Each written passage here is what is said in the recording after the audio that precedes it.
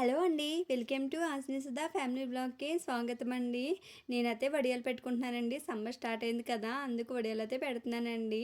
ఈ విధంగా మీరు పెట్టుకుంటే మీకు యూజ్ అవుతుందని మీకైతే ఈ వీడియోలన్నీ షేర్ చేస్తున్నానండి. నచ్చితే కనుక ఈ వీడియో అంతా ఫుల్‌గా చూడండి. ఇప్పుడొచ్చేసి నేనైతే వడియాలు పెట్టడమైతే స్టార్ట్ చేశానని చెప్పాను కదండీ! నేనైతే వడియాలైతే పెడుతున్నానండి. అదన్నా కూడా అప్పడాల మాదిరిగా పెడుతున్నాను. అదే విధంగా పెట్టాలనేది చూపిస్తాను మీకిప్పుడు. ఒక స్టవ్ మీదట ఒక బాండీ పెట్టుకున్నానండి. దాంట్లోకి నేను ఏ కప్‌తో వరిపిండి అయితే తీసుకున్నానో అదే కప్ తోటి 2 కప్పులు వాటర్ అయితే వేసుకున్నాను. అది మరగడానికి టైం పడతది కదా! ఇప్పుడు మూత పెట్టుకుని అది మరిగేలోగా మనం ఇప్పుడొచ్చేసి మిక్సీ జార్‌లో ఒక 5-6 దాకా పచ్చిమిర్చి ముక్కలు, చిన్న అల్లం ముక్కేసి ఇలా కచ్చాపిచ్చిగా అయితే మిక్సీ పెట్టుకున్నాను. అది మిక్సీ పెట్టుకున్న తర్వాత అది పక్కకు పెట్టుకుందాము. స్టవ్ మీద నీళ్ళైతే మరగడం అయితే స్టార్ట్ అయినాయి కదండీ! అందులోకి టేస్ట్ సరిపడగా ఉప్పు అయితే వేసుకుంటున్నానండి. వడియాలకి ఎప్పుడైనా కూడా ఉప్పు తక్కువే వేసుకోవాలండి. కొంచెం సోడా పొడి కూడా యాడ్ చేసుకున్నాను. ఇలా సోడా పొడి వేసుకున్న తర్వాత వచ్చేసి సన్నగా కట్ చేసిన కరివేపాకు వేసుకుంటున్నాను. అలాగే సన్నగా కట్ చేసిన కొత్తిమీర కూడా వేసుకుంటున్నాను. ఒక స్పూన్ దాకా కొంచెం జీలకర్ర అయితే వేసుకుంటున్నానండి. ముందుగా మిక్సీ పెట్టుకున్నాను కదా పచ్చిమిర్చి, అల్లం ముక్కలు పేస్ట్ అనేది అది కూడా వేసుకుంటున్నాను. మీరు పండు మిర్చి లేకపోతే పచ్చిమిర్చి అనే యాడ్ చేసుకోవచ్చు. ఇలా పేస్ట్ వేసుకున్నాక ఒకసారి కలుపుకుందాము. కలుపుకొని బాగా మరగనివ్వాలండి. వాటర్ ఎంత మరిగితే మనకి వడియాలైతే అంత బాగా వస్తాయి. చూస్తున్నారు కదా బాగా మరిగినాయి కదా! ఇప్పుడు పిండైతే తీసుకుంటున్నాను నేను. వరిపిండే తీసుకుంటున్నానండి. తడిపిండి ఏం కాదండి. ఆడించుకున్న వరిపిండి అయితే తీసుకుంటున్నాను. తీసుకుని ఇలాగ కొంచెం కొంచెం వేసుకుంటా కలుపుకుంటా మనం ఉండలు లేకుండా చేసుకోవాలి. మంట అయితే స్లోలో పెట్టుకోవాలండి. హైలో మాత్రం పెట్టుకోకూడదు. మంట అయితే స్లోలో పెట్టుకుని ఇదైతే కుక్ చేసుకోవాలి. మనం పిండి వేసాం కదండి అప్పుడైతే కొంచెం ఉండలు కట్టినట్టయితే అనిపిస్తుంది. చూస్తున్నారు కదా ఉండలు కట్టినట్టయితే అనిపిస్తుంది కదా! మనం కలుపుండగా మనకి అదైతే ఉండలైతే విడిపోతాయండి. విడిపోయి మనకు ఒక ముద్దలాగా చపాతీ ముద్దలాగా అయితే అయిపోతుంది. చూస్తున్నారు కదా ఉండలు ఎక్కడా లేకుండా నీట్‌గా కలిపేసుకోవాలండి. మంట అయితే లో ఫ్లేమ్‌లోనే పెట్టుకోవాలి. లో ఫ్లేమ్‌లో పెట్టుకున్నతే ఇది కుక్ చేసుకోవాలి. అప్పుడే మీకు బాగా పర్ఫెక్ట్‌గా అయితే కుక్ అవుతుంది. చూస్తున్నారు కదా ఈ విధంగా మొత్తం కలుపుకున్నాను కదండీ! ఇలా కలుపుకున్నాకైతే దానిపైన మూత పెట్టుకుని ఇంకో 10 నిమిషాలైతే మంట అయితే లో ఫ్లేమ్‌లో పెట్టుకుని మనం కుక్ చేసుకోవాలి.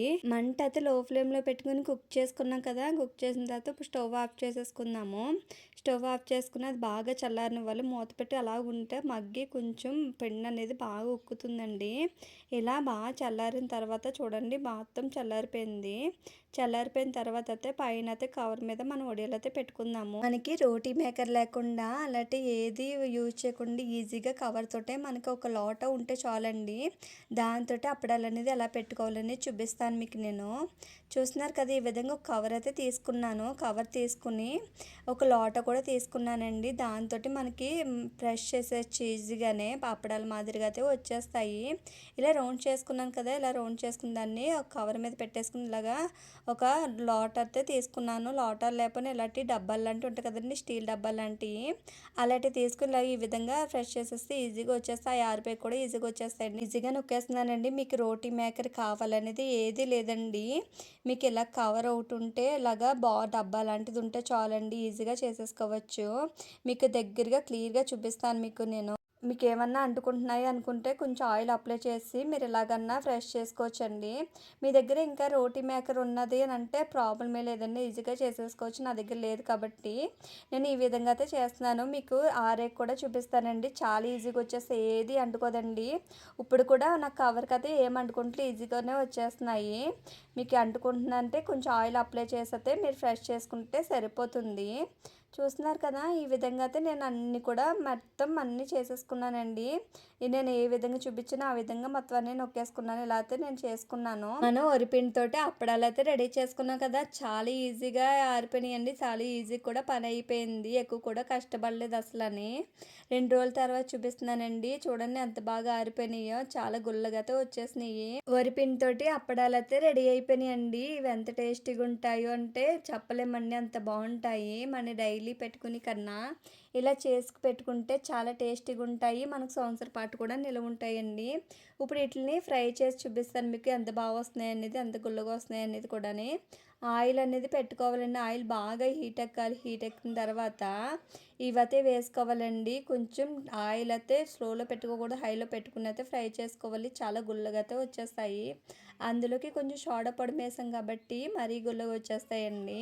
టేస్ట్ అంటారా అందులో పచ్చిమిర్చి జీలకర్ర అన్నీ వేసాం కదా! కరివేపాకు కరివేపాకు కొత్తిమీర కూడా అవి మధ్య మధ్యలో తగులుతా టేస్ట్ అయితే చాలా బాగున్నాయండి.